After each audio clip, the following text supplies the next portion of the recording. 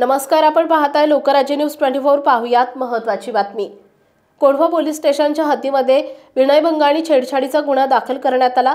आरोपी जुजर बद्री जसदैनवाला, व्यवसाय super AC, खरेदी विक्री दुरुस्ती, राहणार 588/2, एक कुतुबी मंजिल, मार्केट यार्ड, हाइड पार्कच्या शेजारी, कोंढवा, पुणे। गेल्या 4 वर्षांपासून आपल्या ओळखीचा गैरफायदा घेऊन एका महिलेच्या संपर्कात आला।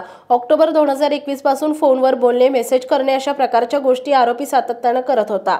याकडे पीडित महिला जाणीवपूर्वक दुर्लक्ष करत होती।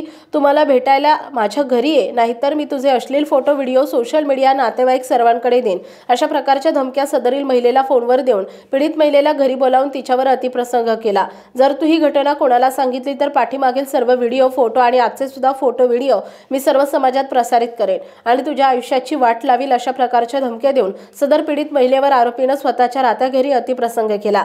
सदर पीडित महिलेने घडलेली सर्व घटना आपल्या पतीला आणि नातेवाईकांना सांगितली। त्यानुसार पीडित महिलेने कोंढवा पोलीस स्टेशन येथे रितसर गुन्हा दाखल केला आहे। त्यानुसार कलम 74, कलम 64(2)(m), 351(1) गुन्हा दाखल केला असून पुढील तपास कोंढवा पोलीस स्टेशन करत आहे। महाराष्ट्रातील महत्त्वाच्या आणि ताज्या बातम्या पाहण्यासाठी आजच आमच्या लोकराज्य न्यूज 24 न्यूज चॅनलला YouTube वर सबस्क्राइब करा आणि बेल आयकॉन प्रेस करा।